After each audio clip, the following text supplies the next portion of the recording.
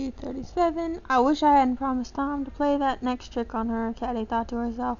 Maybe he'll let me off. But Tom said no. It was a good trick and Annabel had asked for it, and Caddie had promised to do her part, and she had better go through with it. All right, said Caddie. After all, it was a good trick and Annabel had asked for it.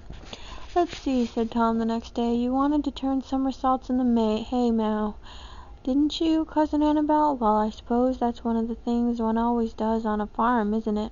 Said Cousin Annabel, a trifle less eagerly than had welcomed her suggestions on the day before.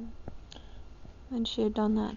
The beautiful 880 button dress had not appeared today. Annabel had on a loose blouse over a neat full skirt. Of course, I never turned somersaults in Boston, you understand. It's so very quaint and rustic. Of course, we understand that, said Caddie. But out here, where you have lots of hay, it's bully fun, yelled Warren. Now, Hetty, directed Tom, you better stay at home with little Minnie. A little girl like you might fall down the ladder to the mow and hurt herself.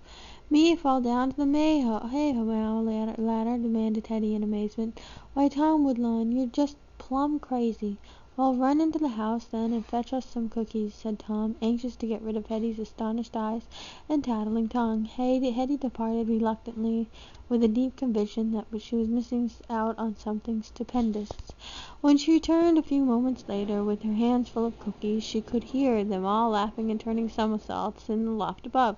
She made haste to climb the ladder and peer into the loft. It was darkish there, with dust motes dancing in the rays of light and entered through the chinking. But Hetty could see quite plainly, and what she saw was Caddie slipping an egg down the back of Annabel's blouse, just as Annabel was starting to turn a somersault. I can turn them every bit as well as you can already, said Annabel triumphantly. And then she turned over, and then she sat on the surprise-stricken look upon her face, and then she began to cry. Oh, it's squishy, she sobbed. You're a horrid mean. I didn't mind falling off the horse or salting the sheep, but oh, this is just squishy. Hetty climbed down from the hay-mow and ran to the house as fast as she could go. Mother, if you want to see something, just come here with me as fast as you can, she cried. On the way to the barn, she gave Mrs. Woodlawn a brief, graphic account of the riding lesson and the sheep salting. When they reached the hay-mow, Annabel was still sobbing. Oh, Auntie Harriet, she cried, I don't know what it is, but it's squishy. Oh dear, I can't bear squishy things. You poor child, said Mrs. Woodlawn, examining the back of Annabel's blouse, and then in an ominous voice she announced, It's egg. With a good deal of tenderness, Mother got Annabel to the house and put her into Clara's capable hands.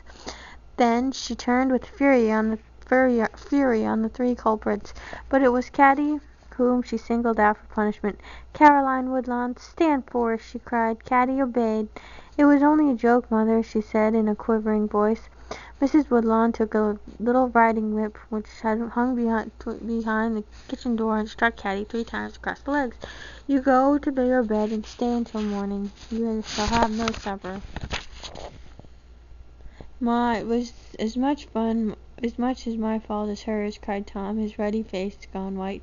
No, Tom, said Mrs. Woodlawn, I cannot blame you so much, but that a daughter of mine should go so far forget herself in her hospitality to a guest, that she should be such a hoyden as to neglect her proper duties as a lady. Shame to her, shame. No punishment that I can invent will be sufficient for her. As Caddie went upstairs, she saw Father standing in the kitchen door, and she knew that he had been